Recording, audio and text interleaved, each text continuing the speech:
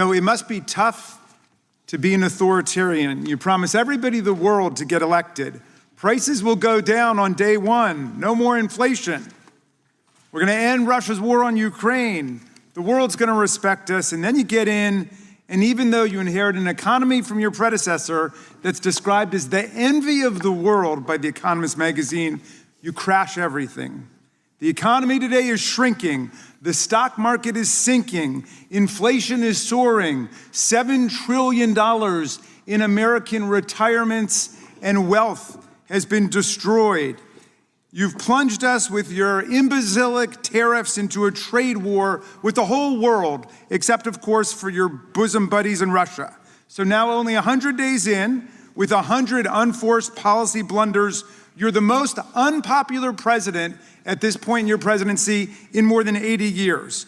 Barack Obama stood at 69% in the polls. Ronald Reagan was at 73% in the polls. Truman was 87%, and Franklin D. Roosevelt 68%, but Donald Trump is at 39%, the lowest 100-day approval rating since polling began. He controlled the agenda for 100 days. He controlled the House, he controlled the Senate, he's got everything going for him, and his numbers are in the gutter.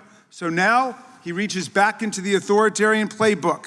Go back and please the wealthiest people and corporations in the country. House Republicans want to cut hundreds of billions of dollars from Medicaid, food assistance for mothers and children, veterans benefits, Meals on Wheels, Head Start, any programs that help actual people, all in order to pay for another gargantuan tax break for the president's billionaire benefactors. And here in the Judiciary Committee, our good friends want to help Donald Trump use his power in violation of the Constitution that we are all sworn to uphold and defend against enemies, foreign and domestic. Every day, the administration uses immigration enforcement as a template to erode constitutional rights and liberties. They round up people in the street and disappear them to the torture prison of a foreign dictator without 1 minute of due process, sweeping up completely innocent people who have no criminal record and no criminal charges, in the midst of other people who may have criminal records and criminal charges and should stand prosecution for them if they do have charges against them.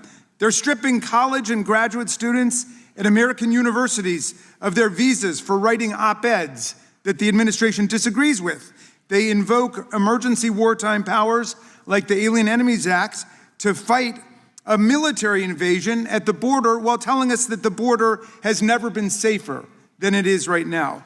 My colleagues say all these measures are necessary to deport gang members, violent criminals, the worst of the worst.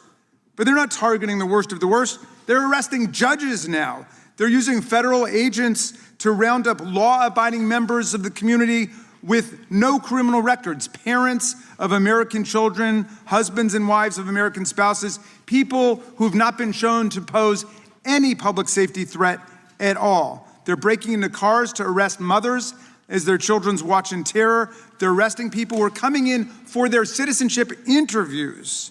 They're staking out people's homes and trolling through IRS taxpayer data in search of tax-paying people to deport.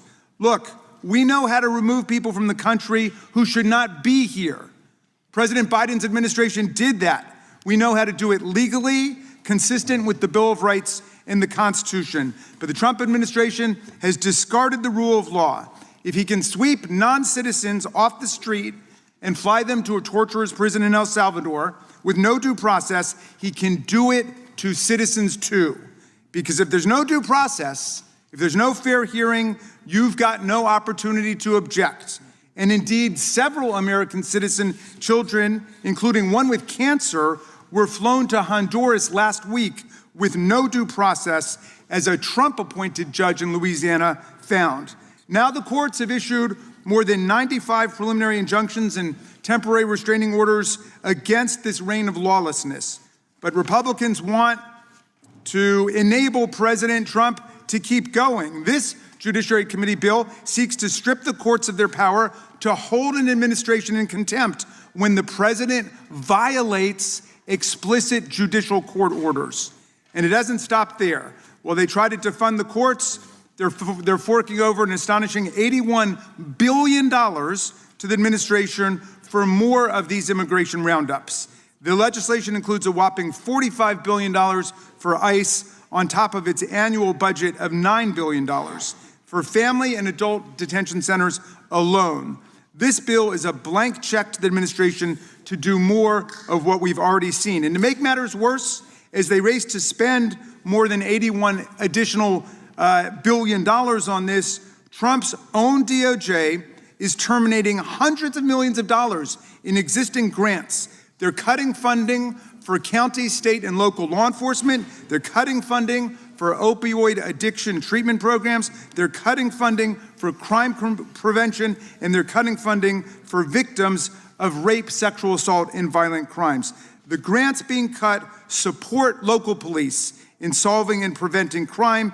They help the survivors of abuse and assault navigate the legal system, and yet they're being wiped out by the Department of Justice. They're also trying to handcuff the agencies that work to make sure our food and drugs are safe and our air and water are clean. The REINS Act is buried in here. It would prevent the government from enforcing our civil rights, protecting workplace safety, and guarding against misconduct by banks. It would require both houses of Congress and the president to approve every major rule from our agencies to take effect, virtually guaranteeing no effective regulatory action on any subject. They've also tucked the Midnight Rules Relief Act in here, which would allow Republicans to bundle hundreds of regulations all together into a single package and vote them down on a single jumbo resolution, which would be used to hide the most destructive deregulatory votes among dozens of others, completely burying it in darkness. Look, this version of an authoritarian America is not what the American people want.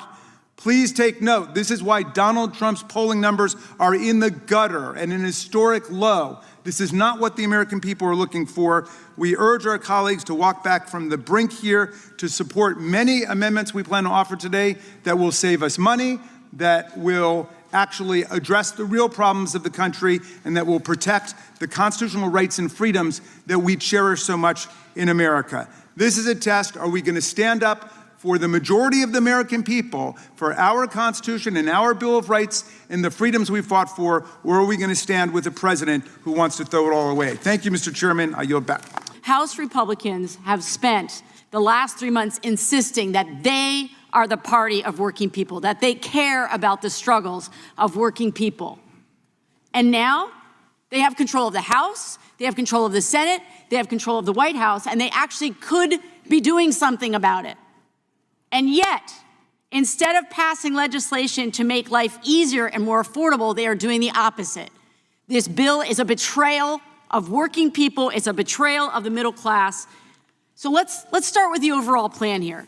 Republicans are proposing a massive cut to social services in this country, services that my constituents in Vermont rely on. I'm thinking about the nearly 164,000 Vermonters on Medicaid who are at risk of losing their health care.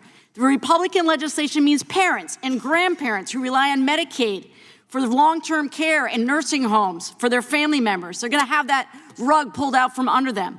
It means that rural hospitals, not just in Vermont, but in all of your rural districts, are going to close too. It's just a math problem. Medicaid goes away, rural hospitals close. The Republican majority and Donald Trump want to kick working families to the curb and give people who don't need another massive tax break another leg up. The wealthiest 1% in this country do not need more advantages. They have plenty. These cuts are a crystal clear indication of where your priorities lie. Now let's talk about what is on the agenda for this committee specifically. With this slice of the reconciliation plan, Judiciary Republicans will be doubling down on Trump's lawlessness and cruel immigration policies, fueling Trump's attacks on our independent judiciary and making it easier for big businesses to get away with price gouging and making it more expensive for regular people to survive.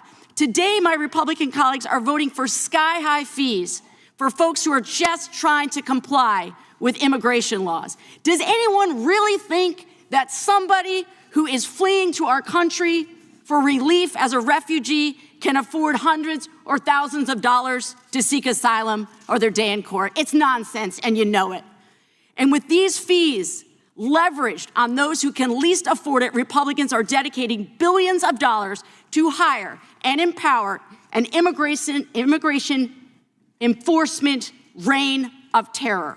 They want to greenlight more masked agents, more hooded people, more unmarked cars, yanking people off the streets, deporting them without any due process.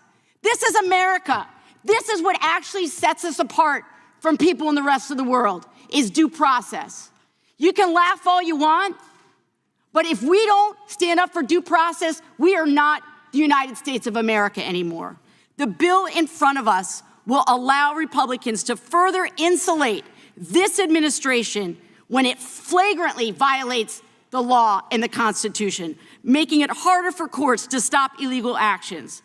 My Republican colleagues are once again using their position, instead of helping working people, they're using their position to attack judges, to attack the very foundations of what makes us Americans. And you're trying to shutter the FTC, the Federal Trade Commission, making it harder for us to enforce our antitrust laws. Let's talk about fairness. Let's talk about competition. Let's talk about all my small businesses who just want a fair shot. Why would you go after the FTC and make it harder for small businesses to survive in this landscape? You all talk about competition. You all talk about a healthy process in this country, to have competition, to have a healthy economy, and then you go after the FTC. It doesn't make any sense, and it doesn't pass the straight face test. It's all more of the same in here. You are not looking out for working people. You are not standing up for small businesses. You're not standing up for rural America. You're not standing up for our rural hospitals. You're not standing up for the people who desperately need Medicaid in order to get basic health care.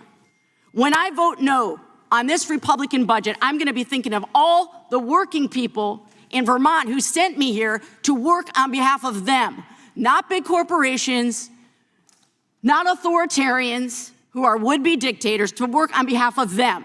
And I will be thinking of all of the immigrants, those who have become part of the fabric of Vermont's economy and our communities, who are heartlessly being attacked by my Republican colleagues today. I yield back.